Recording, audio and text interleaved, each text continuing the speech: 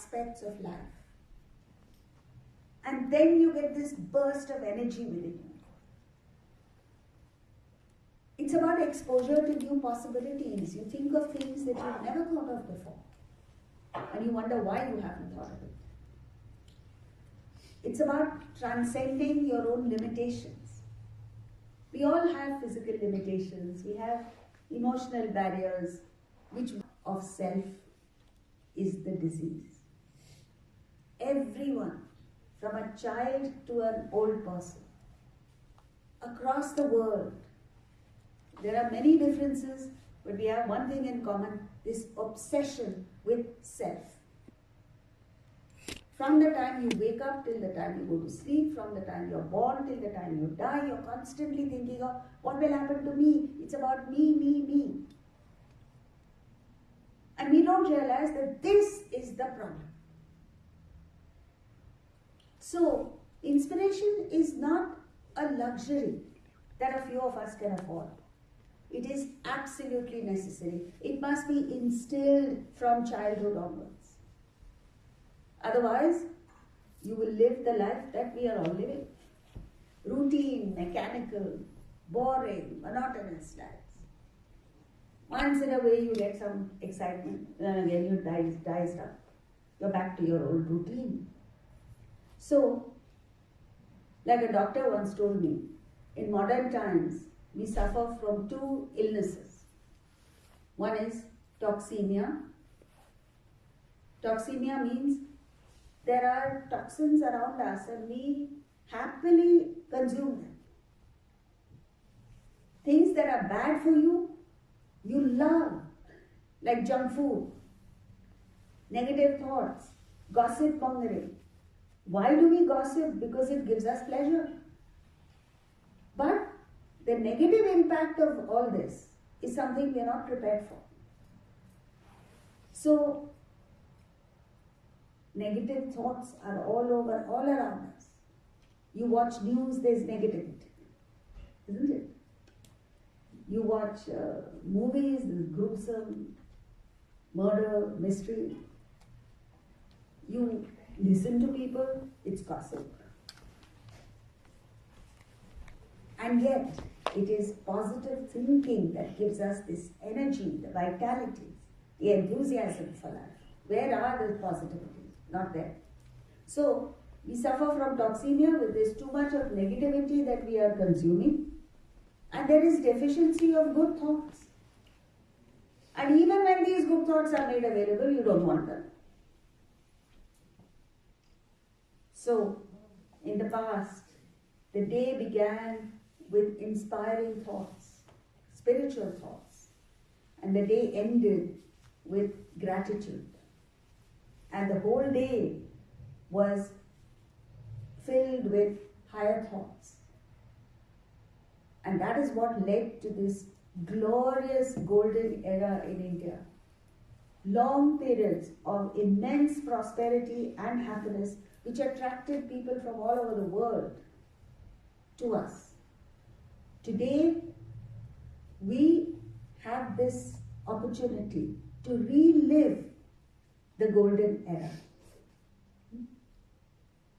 for which you have to find that inspiration, right? So, first we have to look at what happens when you're not inspired. When you're not inspired, by default, your thoughts revolve around just I, me, myself.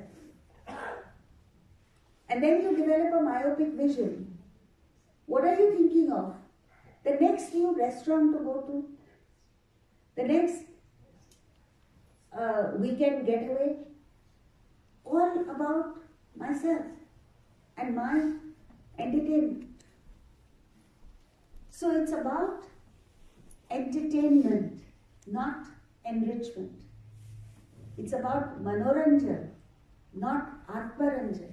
Manoranjan is entertainment. Atmaranjan is self-enrichment. How many of us are investing in enriching our lives from within? This came to the fore during the COVID times, right?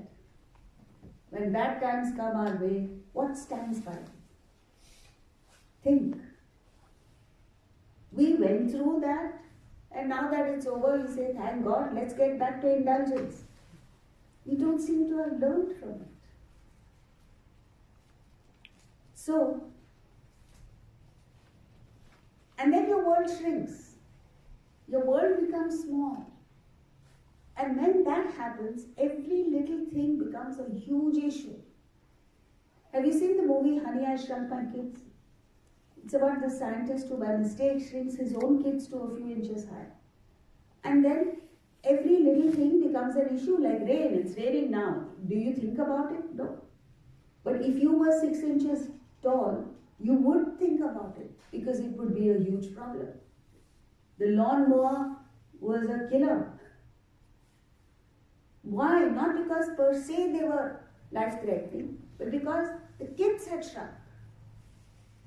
Similarly, when our minds shrink, every little thing becomes a huge issue.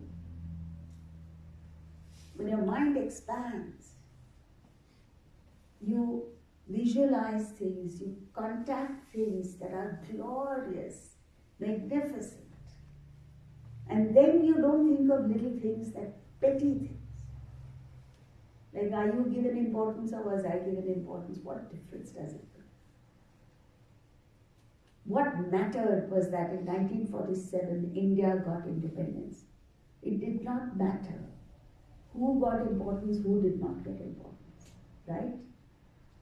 So once you take the high stand, then you automatically become free from all petty issues. Otherwise, you lead a lonely life. You ultimately become a lonely person. Because you take the stand, it's my way or the highway. I must have my way in everything. When was the last time you gave in to somebody else's wishes? You go to a restaurant, your spouse wants to order something, let her have it. What does it matter if you don't have your choice? Or let him have it. But the more you say, no, my way, then the world says, okay, leaves you alone. You live a lonely life. When you're uninspired, you develop a closed mind. You would rather suffer than admit even to yourself that you don't know. And this leads to costly errors and failures in life. And the worst thing is, you imagine that you are alone fighting the whole world. You think every second person is an enemy. You imagine enemies outside. Shakespeare brought this up beautifully in the play called King Lear. The king at age 80 wanted to divide his kingdom into 3 because he had 3 daughters.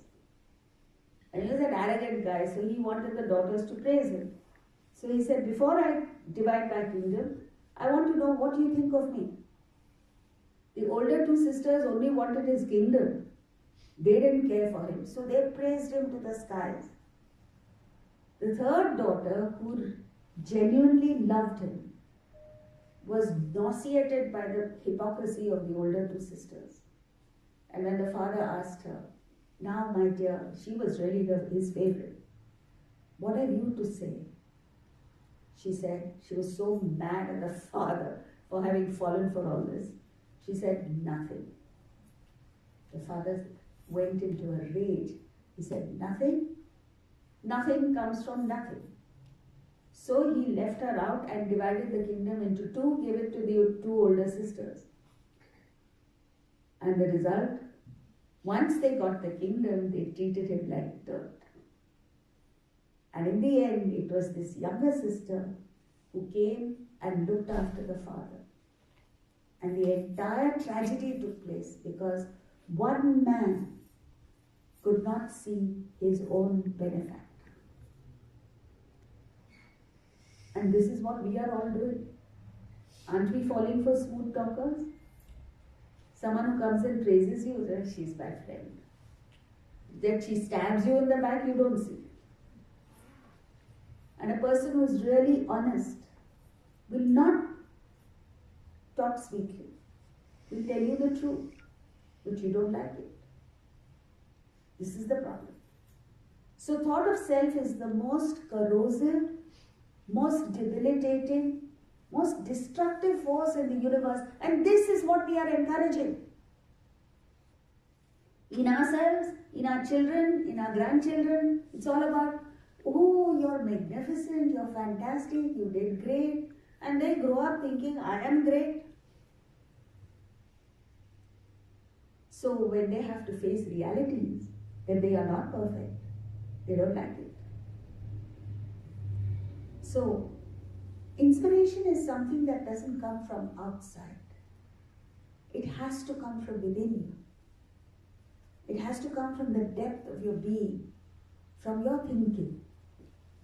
Wouldn't it be great if every day fantastic opportunities came our way? But they don't.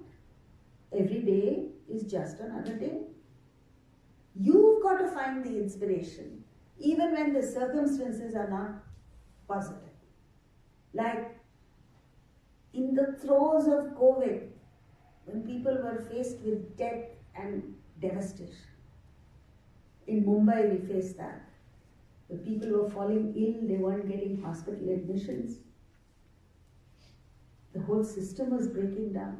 People were dying. At that time, you have to have that spirit in you that says, I will fight it, I will win, I will overcome. And go out and serve people. Don't be afraid. There were people who did not leave their homes for 2 years and they still got COVID. And there were others who went out and said, doesn't matter, my time is up, I have outlived my welcome on earth. I'm ready to go, but let me serve others before I go. They are the guys who survived. So, it doesn't just happen. Inspiration is your choice. You can choose to plod on, even when the environment is not conducive. Or you can choose to be defeated. That's your choice. And when do you start? Right now, this moment. Right now, you have to change your thinking. If you don't do it now, you're never going to do it. And what must you do? Dream big. Have a larger vision. Love something beyond yourself. Work very hard for things beyond yourself. And then you'll find that cheer and enthusiasm within you. Like Swami Ramatirtha said, your only duty in life is to be happy. How many of us are that? How many of us are fulfilling our primary obligation in life just to be happy? And he said, if you're not happy, if you're not full of beans, if you're not cheerful, you're suffering from the most deadly infectious disease. Lock yourself in till you find it in you to be cheerful, because it's infectious. You go out pulling a long face, you spread this to others, the negativity and the depression to others. You go out with cheer, you spread that cheer. So, even though hard work is the prerequisite to success, there are moments when you've done all the hard work, all the technical skills have been mastered, and then suddenly your mind and spirit take flight. These are the precious moments that you have to look forward to. They steal upon you. You can't order them. You just have to keep working. It's like a chef who just works and works and works dedicatedly, and suddenly creativity comes upon him. He creates a new dish. Right? A scientist goes on with his work day in and day out, and suddenly a creative thought comes to him. That is inspiration. So you evoke it because you're overawed by something beyond you. You transcend yourself. This is the most important thing. You must lose the agency that I am the doer. Oh, that I've cracked it. Who are you? Was it really you? You gained knowledge, and that knowledge has come from generations of great thinkers who have contributed to it. Someone taught you English. Some power has kept you in good health. Oblivious to all that, you declare that I cracked it, I have done it. That is the killer. So you must rise above it. As you perform, and as you rise to higher levels of excellence, the greater must be the humility, where you appreciate and acknowledge that you owe your success to millions of elements that have contributed to your success. So the greatest of people are the humblest of people. And it's when you rise above thought of self that magic starts happening. And you must actualize it, put it into practice. So inspiration can be passive, like there are lovely videos that are passed on, there are fabulous WhatsApp messages that are circulated. That's one thing. But the other is that you stumble upon a great idea and you work on it, you start living it, you start benefiting from it, and you transform. Take a look at inspired people across the world and see their traits and try and emulate them. All inspired people are open-minded. They don't feel threatened by others' ideas. If you have an idea that's better than mine, why should I feel threatened by it? Adopt it, acknowledge it, build on it.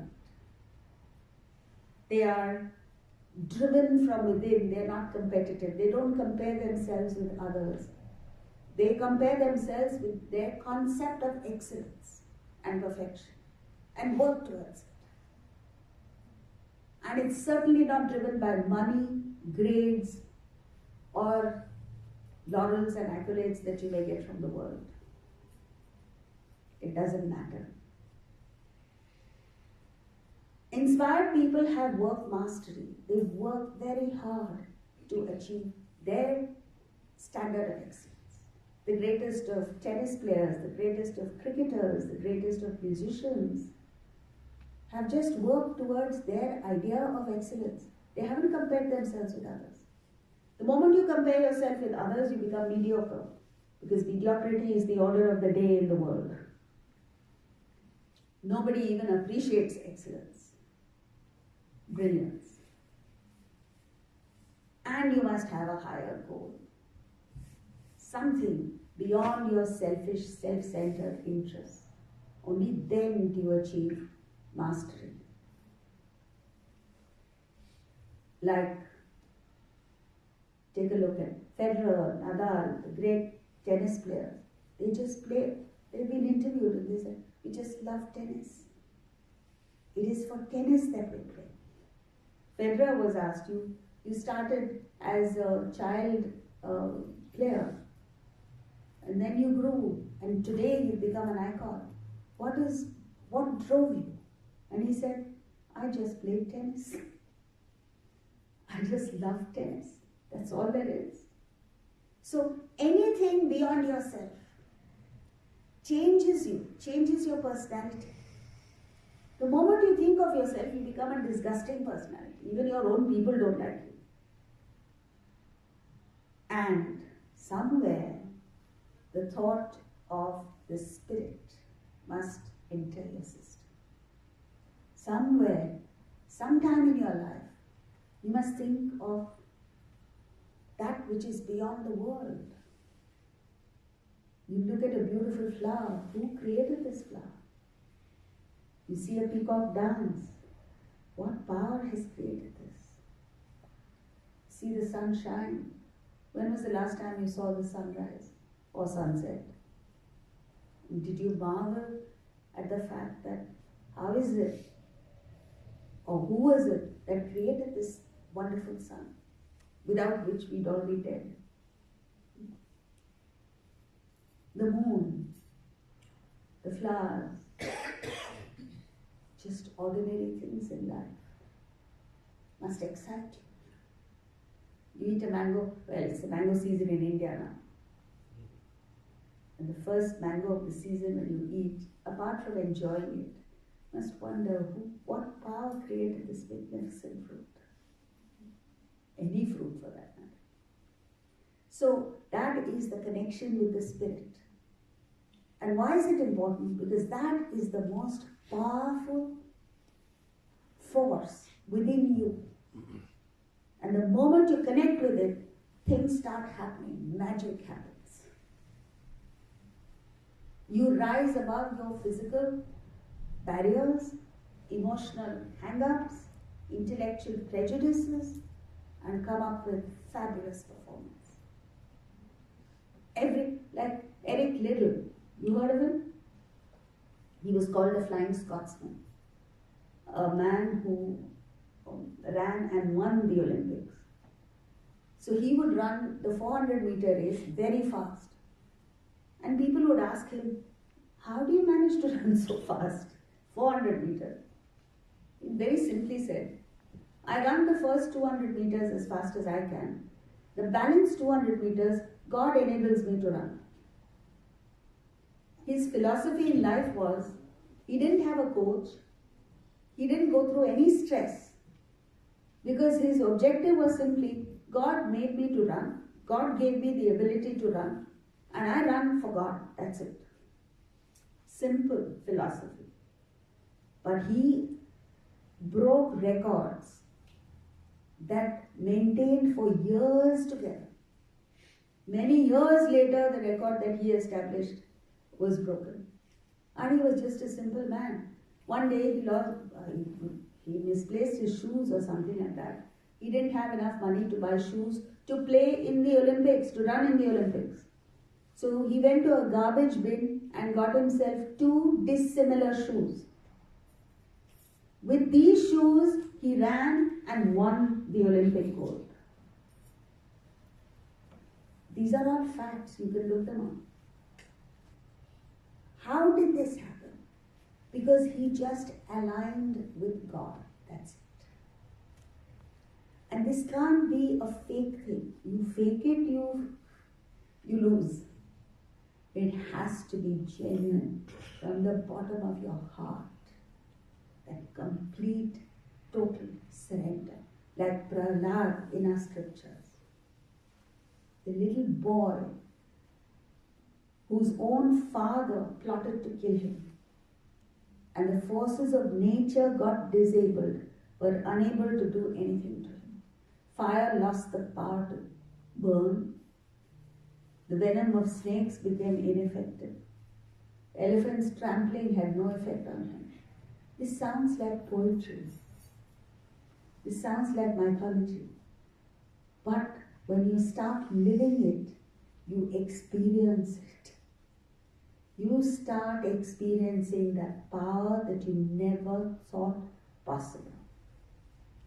And I'm not joking, friends. You just have to align with it. It's as simple as that. Just think of the Spirit. That power in you that enables everything. That is the ultimate inspiration. But coming back, how do you begin? Where do you begin? Where are you right now? We are all body worshippers, right? A child. How do you know a child has become a teenager? Yeah? When she starts looking at herself in the mirror, then you know she's finished. Why? Because we are all, and it's not her fault. Naturally you become like that. And the world is talking only about the body, right? About clothes, about food, hair, nails, not even the living aspect in you, the dead aspect in you, hair and nails. That's what you're obsessed with. So we are a body worshipping generation. You don't realize that the body is the least powerful, least effective entity in you that gives you the least amount of happiness. and we're all stuck here. We're not going beyond that. That's why life is boring. You move to the emotions. You find a powerful emotional motivation to work. By God, you transcend your physical limitations and perform magnificently. Like a tennis player who lost his coach. His coach died of cancer. I forgot his name. A few weeks before the Wimbledon. And this guy who had no chance whatsoever of winning the Wimbledon played this time, not for himself, not for the Wimbledon. He said, I will play for my coach. And he won. The only time in the world he won was that time, when he dedicated himself to the coach. That is the power of love. One time, someone at the French Open recently told Nadal that it's about money, that he was playing for money. Nadal got wild with it. He said, it's not about money. Because Nadal was the guy who played in the Australian Open after getting a terrible attack of COVID, and his foot had just been operated. He anesthetized the foot, played and won the Australian Open. You don't do that just for money. Nobody can do it for money. You can only do it if you love what you're doing, if you're surrendered to what you're doing. So what happens is, you find a new source of energy within you. You rise above the limitations of the body and you perform magnificently. Go one step further. Find an intellectual ideal to work for. Then you rise above both physical and emotional barriers. Dr. Alan Turing was a mathematician during the Second World War in Cambridge. And he was brilliant and therefore enlisted by the British government to crack the German code. You watched that movie? Yes. But he couldn't get along with his colleagues because they were just too, there was no connection. He was too brilliant. But he learned to work with them because he knew he couldn't do it alone. And he was dedicated to cracking that code, that intellectual idea. He was the creator of the first computer in the world. It was like a building almost, huge. But he did it. So this is what an intellectual ideal can help you to do. Rise above your loves and hates, your likes and dislikes. You don't like your mother-in-law, what difference does it make? Be dedicated to the family. Say, my family must do well, must have my grandchildren must have or children must have a happy house. And my children need grandparents.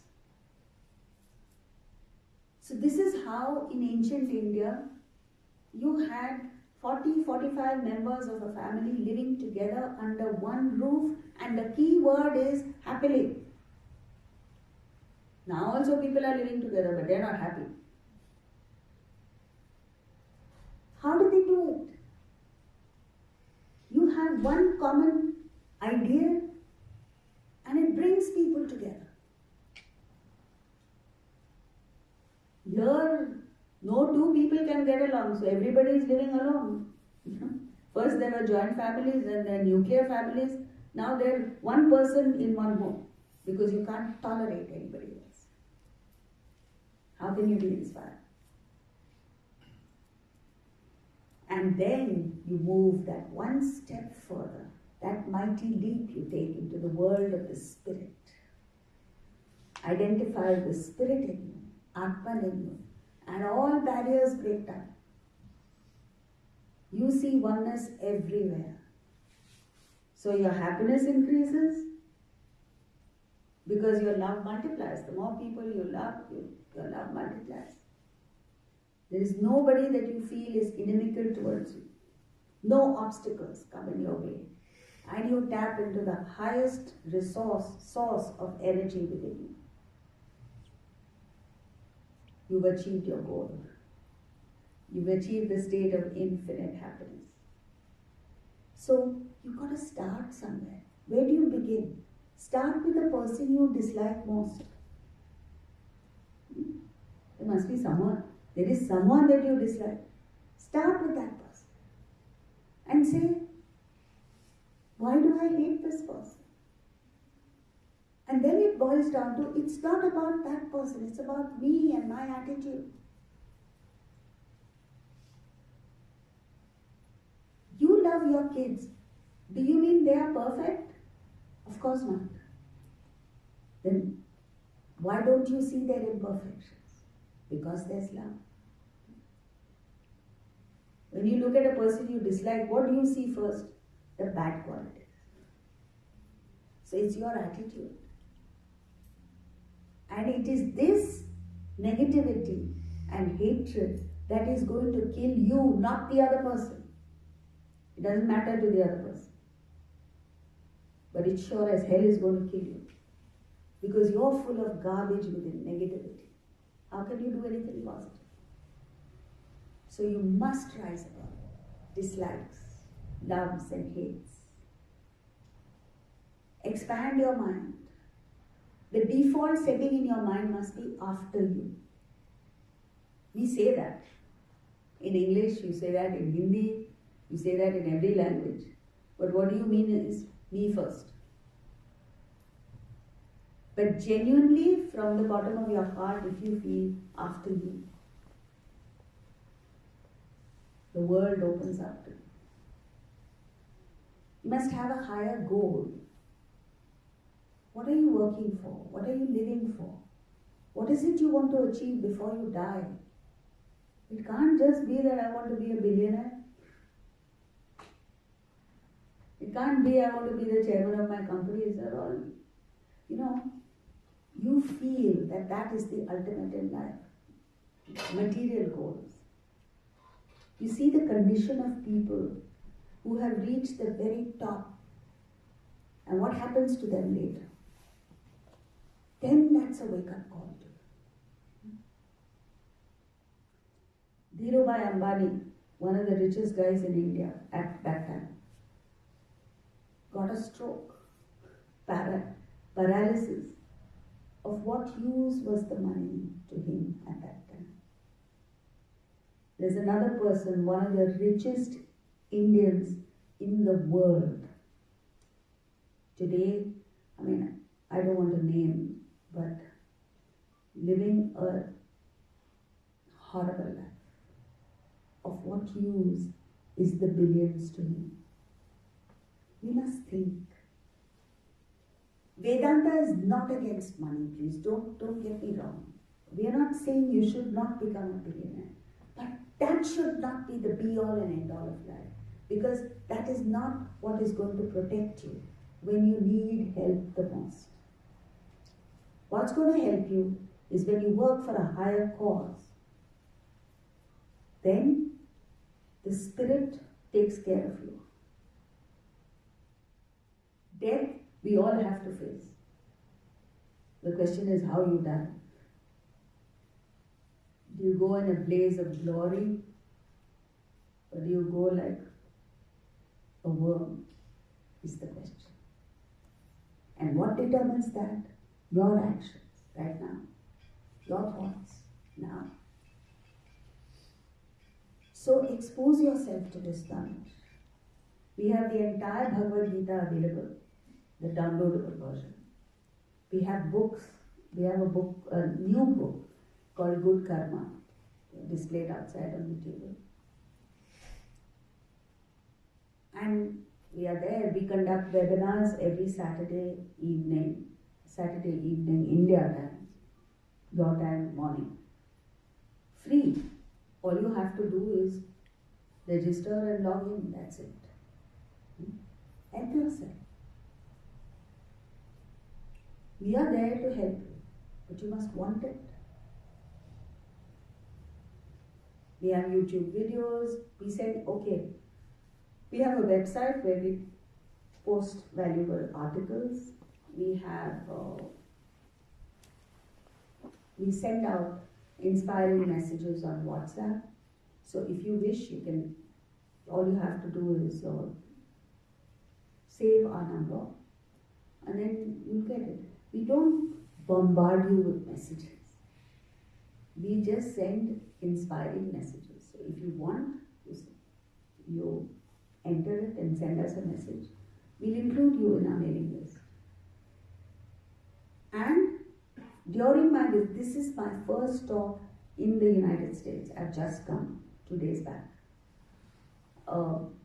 During the entire 1 month that I'm in the United States, all the books, all the knowledge that we have will be made available to you at half price. This is because we want you to help yourself and we want you to share. So if for the same price you can get 2 books, you can take 1 book for yourself and give 1 as a gift to someone. That's the idea. Help yourself to it. Do your bit to keep this wisdom going, like our forefathers did. How is it that this knowledge has come to us down the ages? Through ordinary people.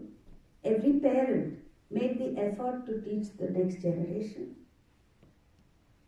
That son made an effort to pass it on to the next, and so on.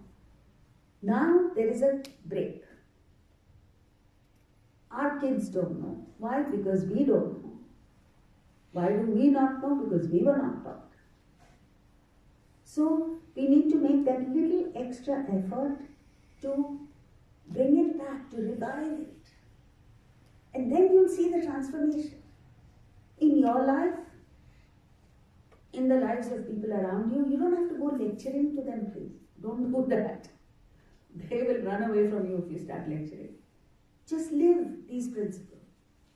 And others will automatically get inspired by you. And that is how you pass on the message. Right? So, what must you do? Recharge your battery every day.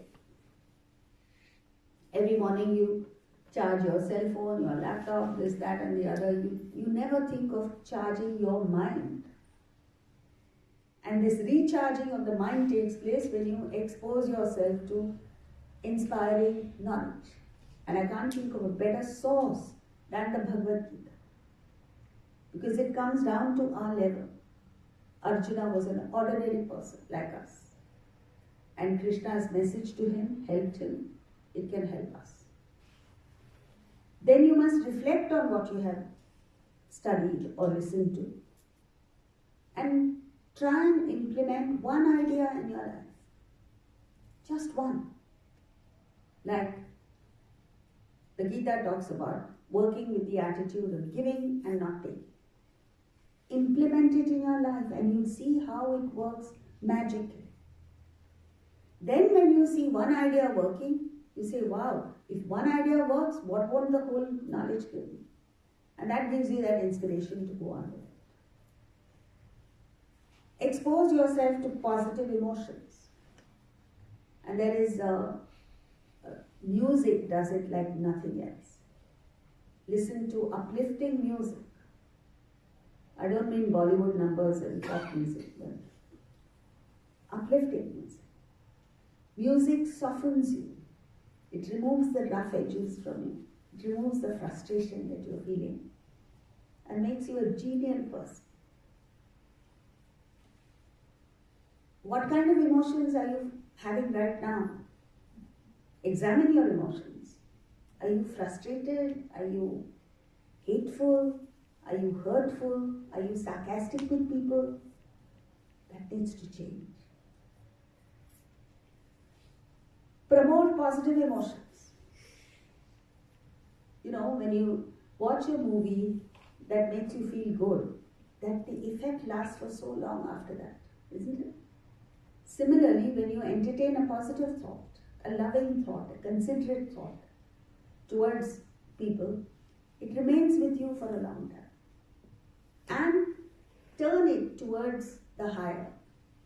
Be grateful to some power that has gifted you with millions millions and millions of things. The problem is, the mind is such that it focuses only on one or two things that you don't have. Somebody says, oh, I have everything. I have good things in life, but my daughter's not married. How can I be happy if my daughter's not married? Ask someone else, is something else.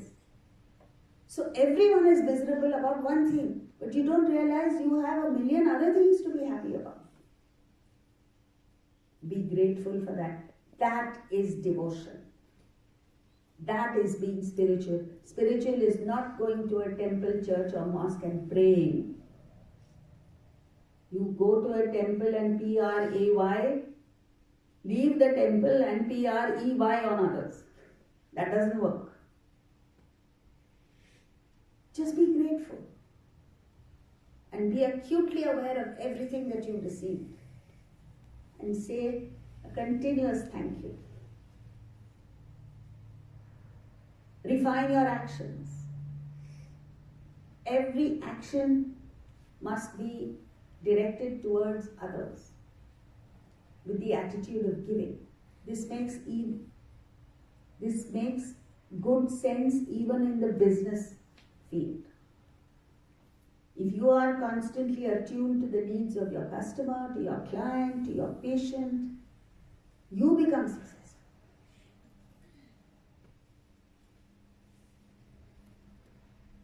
And work dedicatedly.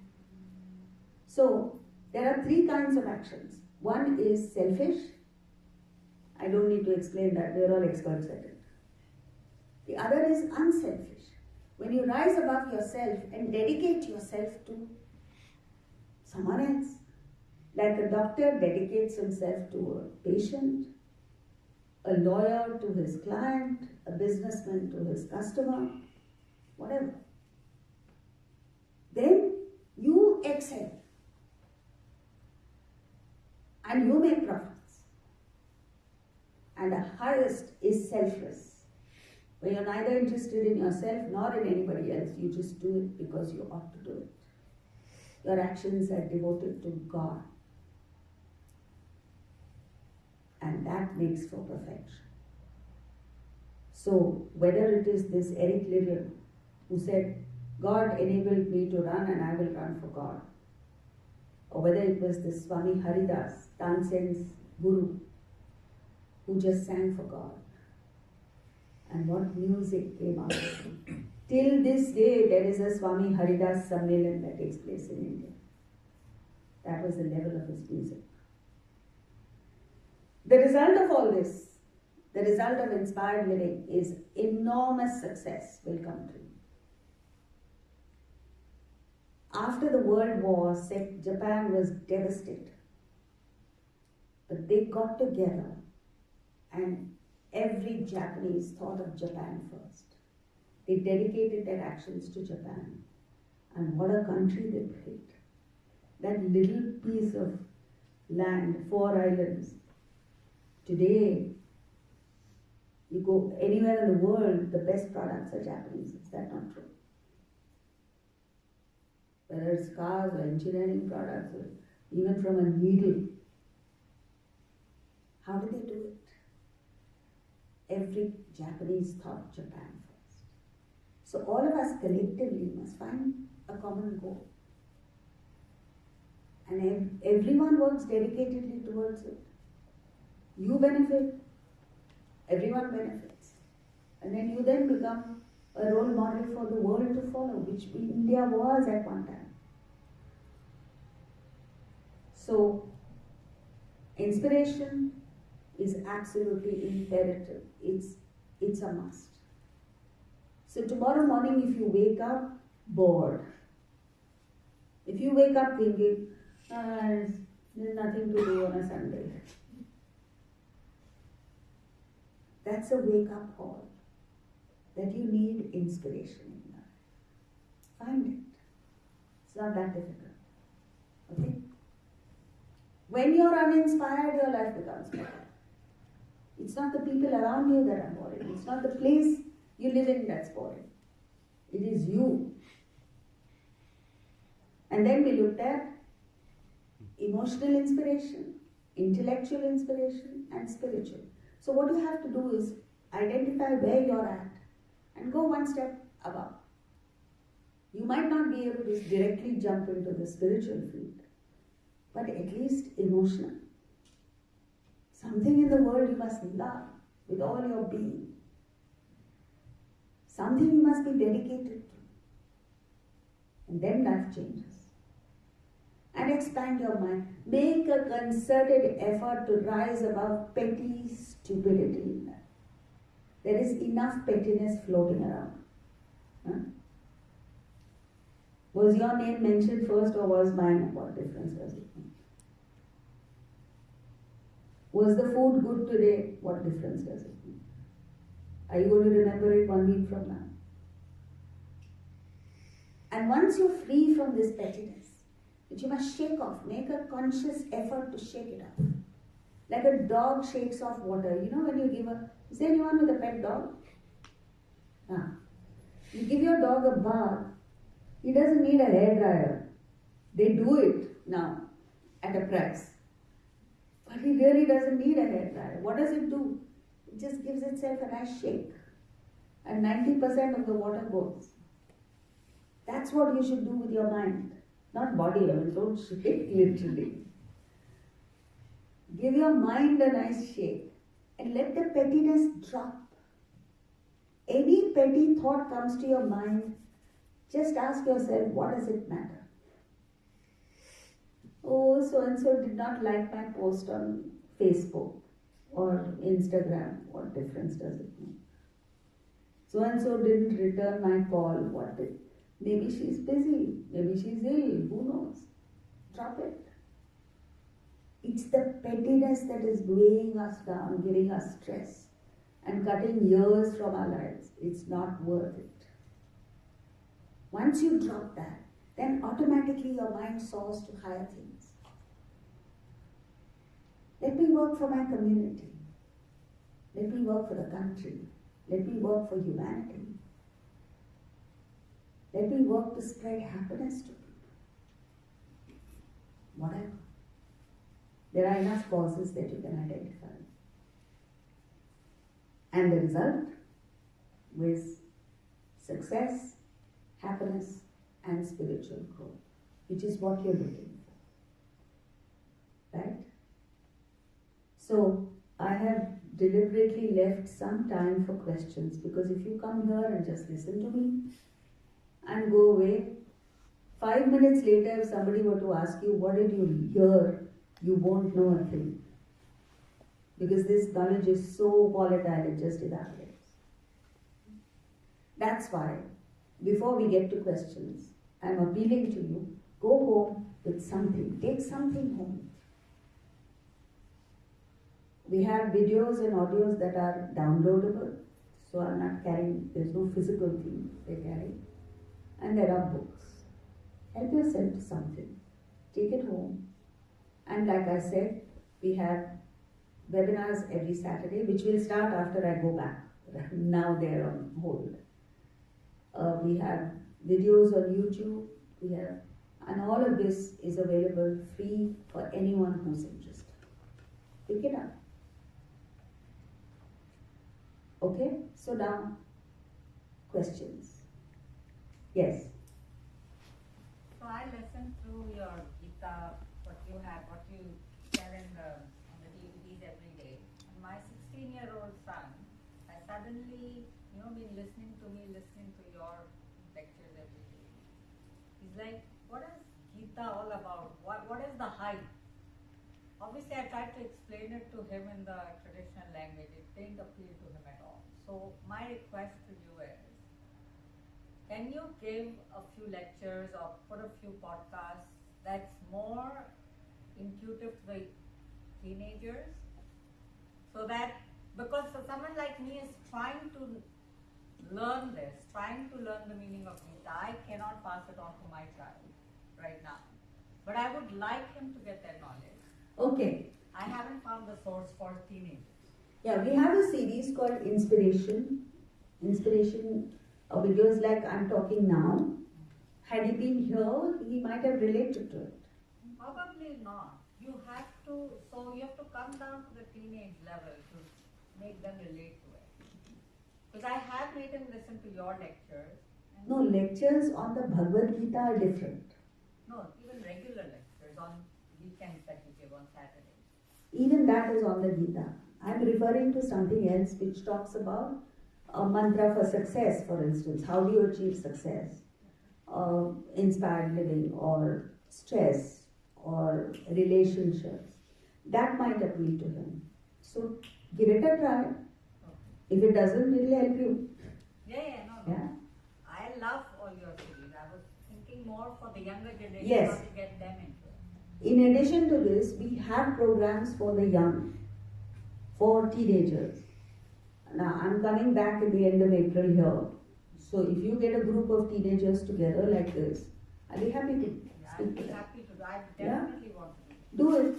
On your way out, give me or give the lady outside your name and number, and we'll keep in touch. Okay? Yes.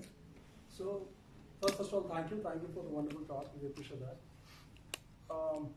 And this is, I'm talking totally on my behalf. I'm sure people are very wise and wise out here. Whenever you listen to these conversations, these talks, you know, you're good for very few days.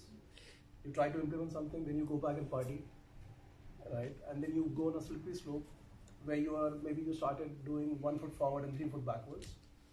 So what are the practical tips you suggest which you have implemented in your life, or maybe you have seen people implementing in their life, which put them on the steady path, on the course where, you know, so-called spiritual path, where they constantly did it. I've seen people doing in bits and pieces, and as you rightly said, you know, some people then start preaching a lot, where you say, oh my God, please get away.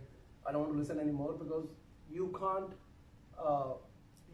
show me what you're preaching, so I don't want to listen to you. So what are the practical tips you give for anyone to stay on the course? Yes. I can only tell you what I've done and what others have done. What is needed is once a week a shot in the arm. So once a week you listen to, like, the webinars that we have every week. Fortunately for technology, even though I'm in India, you can access it here. And not only is it live, but we keep it on YouTube for a week after that. So if you've missed it, you can watch it at any time during that 1 week. Okay? Then the most important thing is daily exposure. You remember I said recharge your mind every day. So we have the Bhagavad Gita, the entire Bhagavad Gita. Listen to it at your pace, maybe 15 minutes a day, half an hour a day, 1 hour a day, and write down important points that have struck you. So let's say in one session you pick up 2 or 3 points. During the day, casually think of one point that you've picked up and say, okay, this is what it is saying, this is what I'm living, how does it work, how do I implement it in my life? Just think. And in the evening, spend a little time in just noting down a few things that you are grateful for. Like, I'm in good health. I have a wonderful family. I am living comfortably. Whatever, just 2 or 3. And that will set you in the right frame of mind, a positive frame of mind. If you don't do that, you can listen to music. So listening to music is very important. You can do it while you're driving home, when you're by yourself. That helps. So if you do these things, once a week listen to the webinar, every day expose yourself to positive thoughts, and end every day with gratitude or just unwinding with good music. In 1 year, it'll make a big difference. And if you have any questions, you're most welcome to ask me. Send me a mail or whatever. I'll answer your question. Any other question? Yes. Gita talks about much it is about the karma.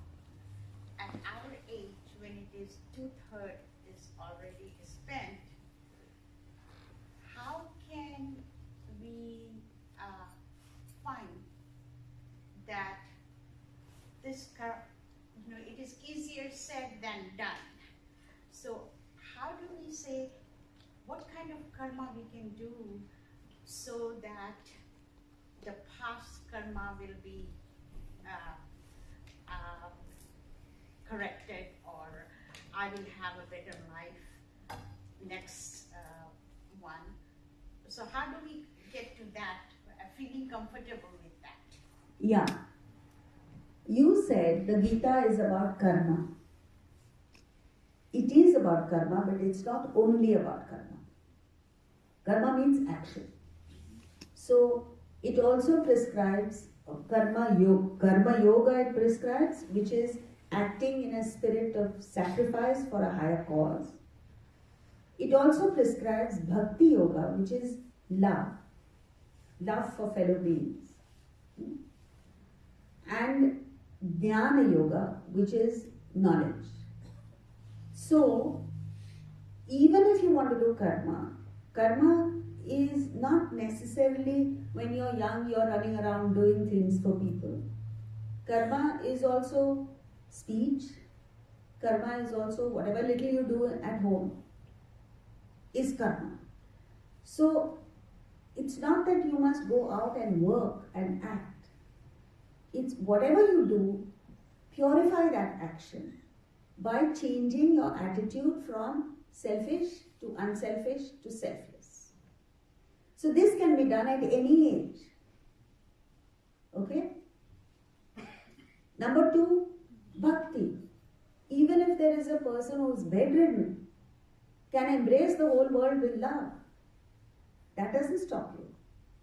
So in other words, what I'm saying is age does not come in the way of spiritual development.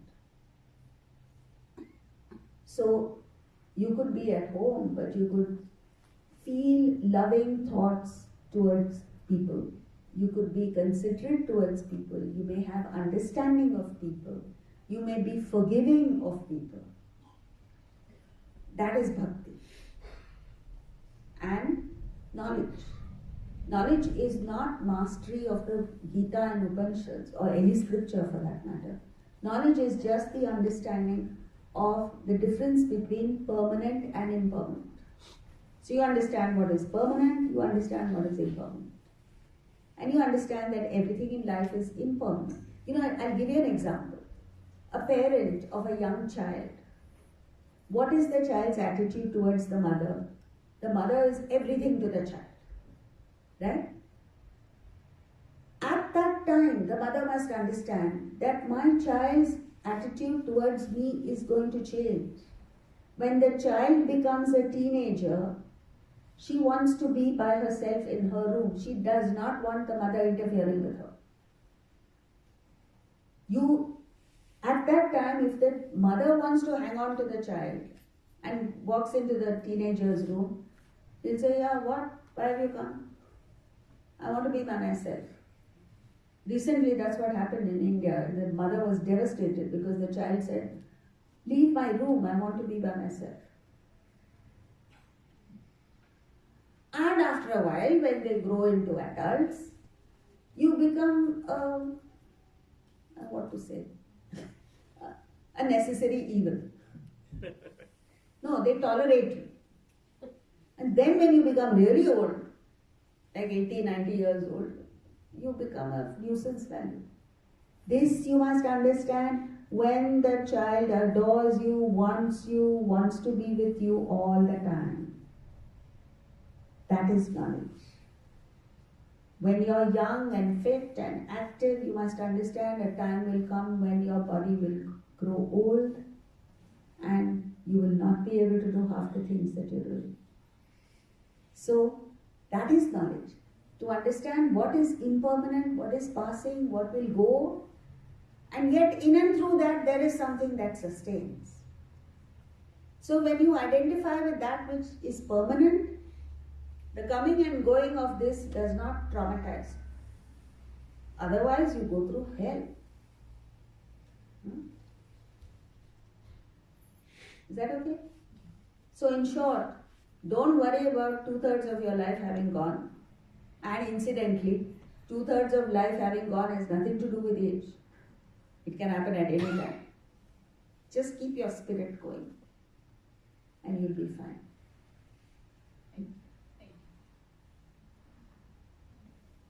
Okay, thank you. We've crossed the time. I'm sorry for that.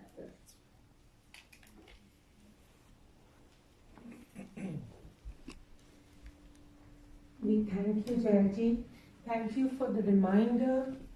I know what I got out of it, awareness. You brought to us the awareness that we have to remain in a state of constant awareness. Awareness of thought, awareness of word, awareness of deed. Right? Isn't it? And I'm so grateful for that reminder because it's so easy to forget. It's so important to stay in this constant awareness and vibrate at a higher frequency so we don't get pulled down all the time. And that's what happens to us, to all of us, all the time. So thank you, Jayaji. Thank you for reminding us. Please come again and again and again to remind us that we need to remain aware, vigilant. We thank you for that. And we have nothing to give you except love, love, love, and more love. That's all. Thank you so much.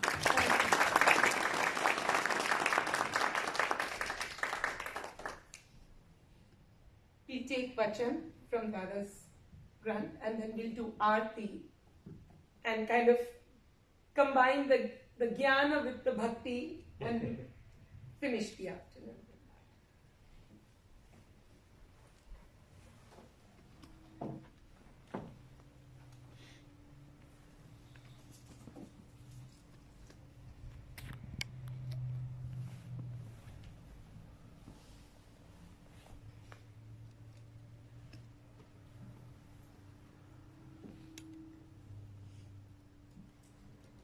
नजर रख तू पाक ये दिल में निमाणो कर कबूल कुर्ब में करे जे की रानो ध्यान कर तू बेशक पर सत्संग कम छोड़ खादिम थी खादिमन जो बियाई सब बोर दीन दरिद्र दुखी हिक जा आहिन रूप पसुन ए पखुन में चिमके जोत अनु हिक हिक अज्ञानूरी सिर झुकाए अंजलि यानी पद निर्वाणी आए.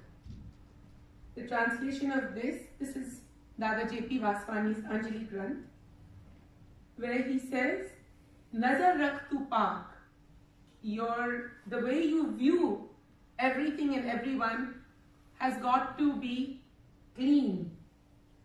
And kar kabul kurb mein kare jeke rano, accept everything that comes to you with gratitude. Exactly, just kind of Dada validating what we just heard. Says just accept, accept, accept, no matter, don't even label it, don't even judge it good or bad, accept it. Just accept it and stay humble. Khadim thi tu khadma. Khadim is someone who serves you. You serve the one who serves you. So that much humility you must keep. And compassion is the virtue of virtues. 4 things. Gratitude, compassion, acceptance, and purity. Will take you to where you need to go. Just right alongside, different language, almost the same. Almost the same. Aarti Kainda Sabe. Come, Jesse, let's do it. I do have an announcement to make. I'm sorry, it's a very important announcement. May 20th, you all have got the information on WhatsApp. We are going to do the Bhumi Pujan of the ground where Dada's Samadhi is going to come. Right? Deed Krishna will be doing Bhumi Pujan right here on the 20th of May. What we request from each one of you is that we would like to build the Master's Samadhi is a memorial. memorial. On the foundation of Naam, what are we going to give to someone who is the owner of everything? What are we going to give to him? So we request each one to take small diaries, buy a small notebook or sheets of paper and just keep writing Hare Krishna, Hare Rama, Sham. As you write, fill up the books, fill up the papers, as many as you can. You've got to japo with your writing. It's called Likhat Jap. Put your mind, mouth and hand all in alignment and write the mantra. Just write it. Whichever mantra you like, it doesn't matter. It's the name. Whatever you write. Write. And if you can't write any other name, write thank you God. Thank you God. Even that is enough. And fold them, and then when it's our turn to go up there and offer something, that's what we do. So the memorial will be built on the foundation of Naam. Get it? On Naam that you japo. Right? Please do that. Start from today, April 1st. You have till May 20th. And we'll all go there one by one and we'll all put in our offering. That's all you can give to the Lord, His holy name. Please start writing from today. Okay? Thank you. Please come forward. Nima, bring it. Come, everyone. Come.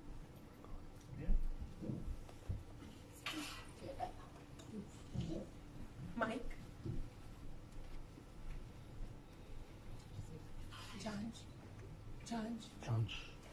And give Simran needs a mic. Jaya Dada, Jaya Ho. Oh, Jaya Dada, Jaya Ho. Bolo Jaya Dada, Jaya Ho. Oh, Jaya Dada, Jaya Ho. Charan kamal mein chiri vaau, tu sat nahi vaau, tu shiv shakti, tu ganesha, tu hi hai dil ka naam. Jaya Dada, Jaya Ho.